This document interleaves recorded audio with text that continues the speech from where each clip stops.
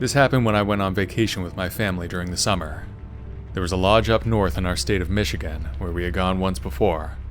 Since the kids were on summer vacation, my wife was only working part-time. They went up early. I couldn't get the time off work, so I went up later. That way they could have an extra 2 days. The lodge was a solid 5-hour drive from our home. It was a nice place located in the woods, and it was right on a large lake. I didn't manage to leave the office until just after 6 p.m. on Friday, thanks to a last-minute emergency. Once I got off, I went home and had a shower, then a quick dinner. By the time I finally hit the highway, the sun was setting. It was almost 8 in the evening. The journey was uneventful for the most part. I had the radio on, but I really just wanted to get there and start to relax. Eventually, I turned off the main highway. As I continued, the roads became more remote. I remembered the way from the last time, but it seemed the roads were much worse than before. The lodge was about 30 minutes down this path, according to the directions. I was careful at first, navigating the bumps and potholes, until a particularly nasty one took me by surprise. I hit it hard, and immediately, the car lurched awkwardly to one side. I knew instantly that I had blown a tire. I managed to pull slightly over to the side, but the road was pretty narrow, and I was still blocking almost half of it. I pulled out my phone, hoping for a signal, but it was spotty at best. However, after a bit of wandering down the road, I managed to find a few bars, enough to make a call. I dialed the lodge and one of the workers picked up. I explained that I had broken down not far away due to a popped tire. The receptionist told me that they had a handyman who could help. He called back 5 minutes later, and they told me that he was on his way. I was relieved and trudged back to my car, settling in for what I hoped would be a short wait. As the minutes went by, I tried to distract myself with my phone, scrolling through some pictures and trying to get service. I got bored and put my phone away, and I glanced up, hoping to see headlights coming down the road towards me, but there was nothing. It had still only been 10 minutes, and I knew it would be at least a 30-minute drive. Suddenly, a tap on my window rang out in my car. I looked up to see a face peering at me, barely illuminated by the interior light of my car. I was startled at first, and I thought it might have been the guy from the lodge, but it was still too early. I rolled down my window anyway to talk to him. I then realized that the man didn't have a vehicle, at least not one that I could see. He asked me to open my door and come out, but something about his demeanor didn't sit right with me. I asked him if he was from the lodge, and he told me that he was, but I still wasn't convinced. I paused before saying anything else, and I asked him where his car was. He told me that it was parked around the corner. That didn't make any sense. If he was going to replace my tire, then he would need some gear, and leaving his car far away made no sense. I didn't think he was the guy sent to help me, so I refused to come out. With no warning at all, he kicked the side of my car, and I heard a loud thud. I quickly rolled the window all the way up, made sure the doors were locked. Then he began to slam his fists against the glass, and kicked the door repeatedly. I was trapped, and afraid that at any moment, the window would give way. The man's temper tantrum on my car went on for a while. I hunched down in my seat trying to ignore him. I had nothing to defend myself with, and no way to call for help, since my phone had lost signal after the initial call to the lodge. Just when I thought the situation couldn't get any more desperate, headlights appeared up ahead on the road. It was a pickup truck, and I assumed it was my help from the lodge. The man outside seemed to hesitate. As the truck pulled up next to my car, I glanced back to where the man had been, but he was gone, and I didn't see which way he went. A man got out of the truck, a sturdy guy in his 50s with a friendly face. I got out to greet him. We walked around my car to check on the damage. I also told him about the crazy situation that had just happened. Like I thought, my tire was blown out, but when I went to the driver's side door, the damage was even worse than I expected. The metal part of my door was caved in, and the window was shattered. Still intact, but shattered. The worker managed to replace the tire with my spare, and I was on the road again in no time. Once I made it to the lodge, I reported what happened, and they called the cops. When I was out there with the handyman, he told me there was another similar complaint, although not quite as intense as mine. I guess there was a crazy guy out there, but I never really found out more about him than that. Whether he had some kind of a Unabomber-style cabin out there, I'm not sure. I never saw him again, and we had an alright weekend, despite the scare.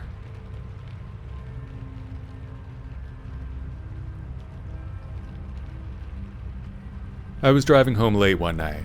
It was mid-April, and it had rained earlier, so the roads were a little wet. I was stopped at a red light just a few miles from my home. There was one car ahead of me, but other than that, I was basically alone. Suddenly, I felt a hit from behind. My car lurched forward, and my head snapped back against the headrest. I knew right away that I had been rear-ended. It was the first time that had ever happened to me, so it was a shock. After I had a moment to gather myself, I checked my rear-view mirror and saw the other car, a dark-colored one, with its headlights too bright. As soon as the light turned green, we both pulled into a nearby church parking lot. It was a quiet, well-lit space, just what we needed to sort the whole thing out. To his credit, the guy who hit me pulled in right behind, never trying to flee. I stepped out of my car and checked the damage to my bumper. It wasn't catastrophic, but it was definitely not minor. I would probably need a whole new bumper, which would have been at least a few $100. The other driver stumbled out of his car, and right away, I could tell that he was drunk. His movements were too slow, and his speech was slurred. At first, I thought the wet roads could have been the reason that he hit me, but now I knew what really happened. I got hit by a drunk driver. He walked up to me and said, "Hey man, sorry about that. It doesn't look that bad, right?" "Well, it could be worse, but it's more than just a scratch. How about we exchange insurance and get out of here?" I offered. "How about I just give you $100 and we forget this ever happened?" he suggested, swaying slightly as he spoke. I shook my head, dismissing his offer. "No, we need to handle this properly. Looks like more than $100 worth of damage anyway," I said firmly, reaching for my phone. As soon as I took out my phone, the man got desperate. "No, please man, don't do that. I can't have the cops involved," he pleaded. I ignored him and called 911 because I didn't know the non-emergency number. As soon as I hit the call button, he made a move towards me, slapping my phone out of my hand. It skidded across the parking lot and landed right near a small puddle on the pavement. I was so shocked that I didn't know what to do. I looked back at the man. "Look, I'm sorry. I just can't get arrested. Please, let's figure this out," he said. This guy was getting desperate, and I obviously knew why.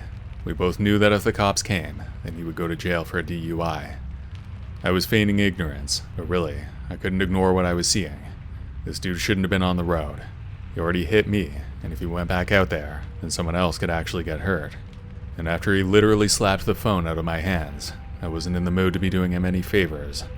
My next move was to pick up my phone, but he stepped in front of me, blocking my way to it. Things were getting pretty seriously out of control. I had some random drunk guy getting in my face, with no way to call for help.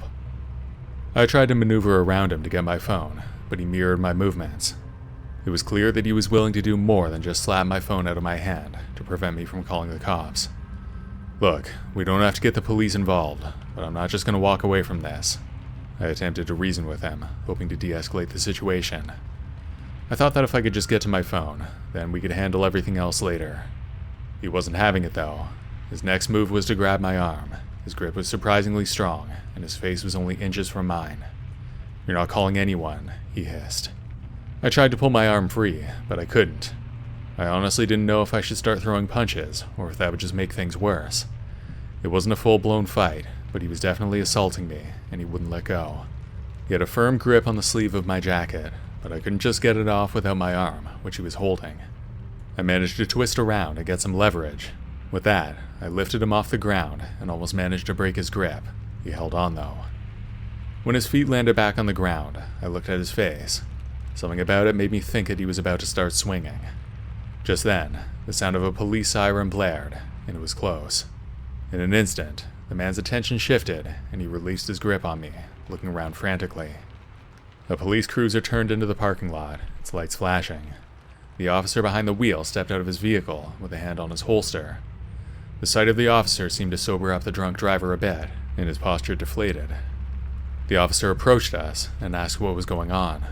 I told him that my car was hit, and I told him the other stuff that happened, but I didn't mention that the other guy was drunk, because I thought it was obvious enough. I then got to my phone, which was still connected to 911. I didn't know at the time, but they can actually trace your location if you call 911. You don't even have to say where you are.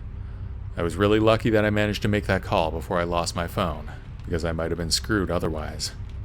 Before I took off, I watched the officer perform a field sobriety test on the other driver, which he failed spectacularly. It was really more of a formality than anything else, because he was obviously drunk. The police officer let me go, and I got the man's insurance information as well. It was pretty scary being alone with that man. I think he would have done a lot to avoid going to jail, and that could have been real trouble for me if the police didn't show up when they did.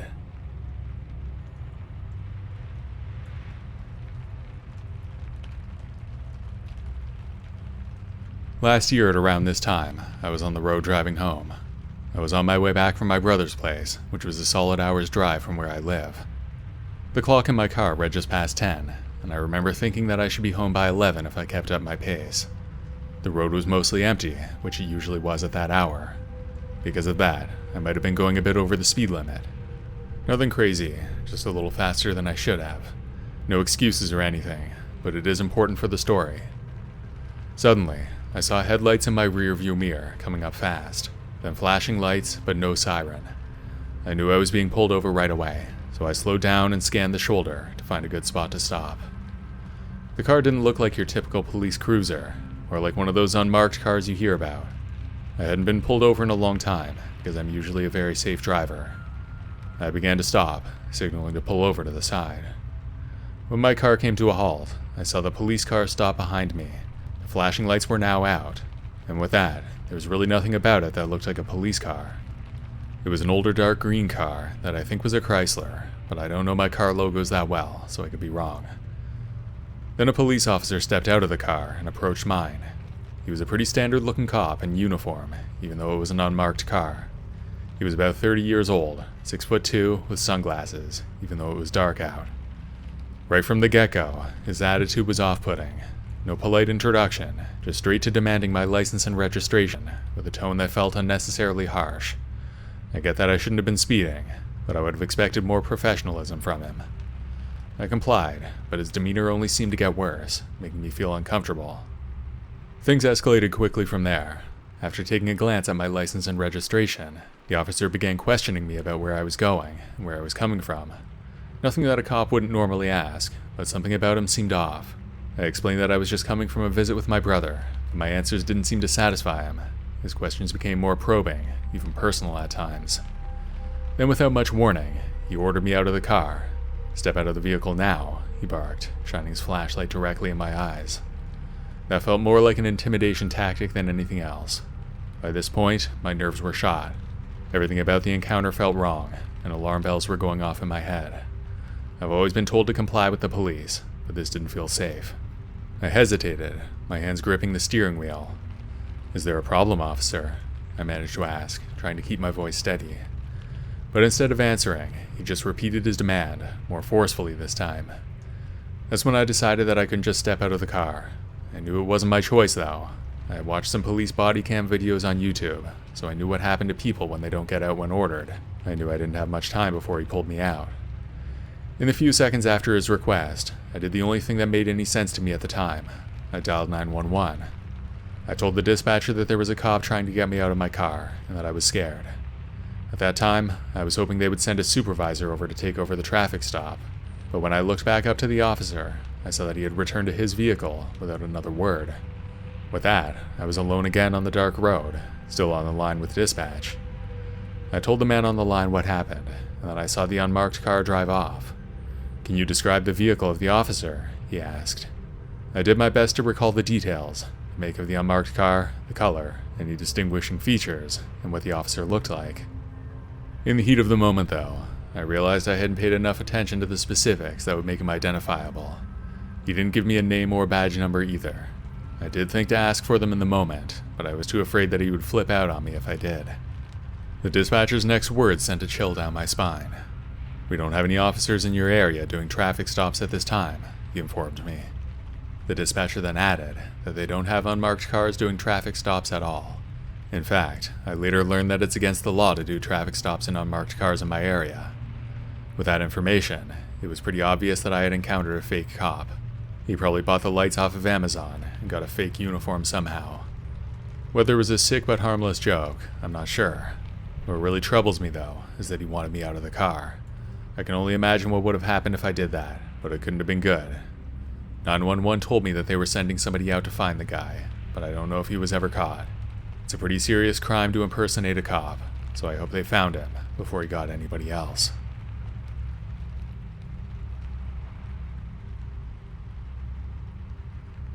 I got off from work late one night, and I was driving home. My house was in the suburbs, and the drive was about 45 minutes each way. I lived in a new housing development, which was less than a year old. I bought the place when I moved to the city for work. Once I got out of the city, the roads quieted down.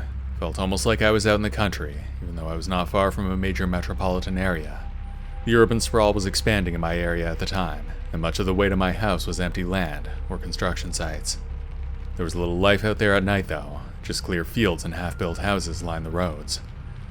As I rounded a curve, I noticed a car pulled off to the side with its hazard lights blinking. A man stood beside it, as if waiting for someone. Instinctively, I slowed down. We were well within cell phone range, so I didn't think there was much I could do for him, but still I slowed down just to be safe. The shoulder was narrow, so I didn't want to risk getting too close. As I neared, I was going less than 25 miles per hour, around half the speed limit.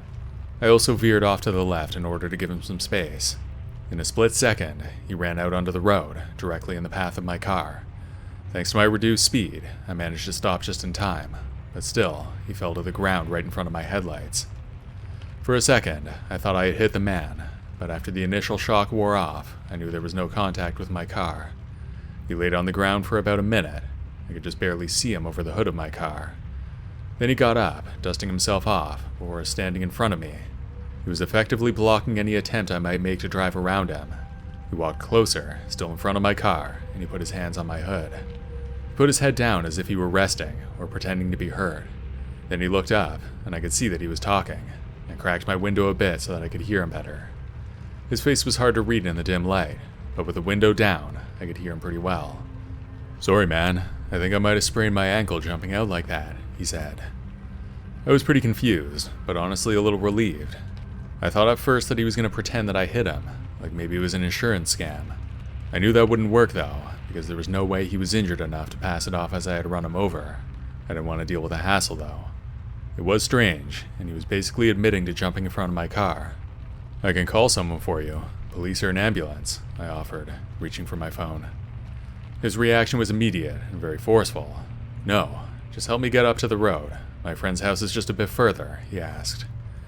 "It's all right. Let me call for help. You don't want to leave your car here," I countered. He stood there blocking my car for another minute. By then, I was getting annoyed because I felt like he wasn't letting me leave. I wasn't letting this guy into my car, but I didn't want to be outright hostile to him yet. There was still a veneer of friendliness between us. I think both of us knew that he had bad intentions, but neither of us wanted to admit it to the other. That's when a second man emerged, but I didn't see where he came from. Maybe he was inside the other car, or maybe he was hiding somewhere off the road. He didn't say a word, just stood there at the side of my car, near the passenger door. Now there were two of them, one in front of my car and one to the side. They were making it clear that this wouldn't be simple. The first man leaned closer, his eyes pleading. "Please, it's not far, just help us out." It was pretty tense for a few moments, and then I said, "Sorry, but I can't get out of the car. I will call for help though. Other than that, I'm gonna take off." The first man hung his head down, so I could no longer see his face. Meanwhile, the second man, who had been silent up until then, began to pace beside my car, peering in through the window. I couldn't tell what he was doing, but it was intimidating. Maybe that was his intention. The first man then looked back up at me and said, "Look, we really just need a lift, nothing else." But then I told him that I was leaving, that he'd better move. He stood there for another few seconds, and I shifted my car into drive. I slowly inched forward, and I could see him stumbling back as my bumper knocked into his knees. He probably thought that I was too scared to do that, but I had had enough of these guys, and I wanted to go home. The man took another dive to the ground, obviously fake. He was probably hoping that I would stop, but I just kept inching forward. To my relief, he got up and moved out of the way. As soon as the road ahead of me was clear, I sped out of there. As I was leaving, I could just barely hear them shouting at me, but I didn't care. I got home soon later, and I told my wife what happened. She wanted to call the cops, but I decided not to, mostly because I was too tired, and I didn't want to deal with it. In the morning, I didn't bother, because they were surely gone by then. Maybe it was worth reporting, because those guys were up to something, but I let them get away with it. I just hope I never see them again.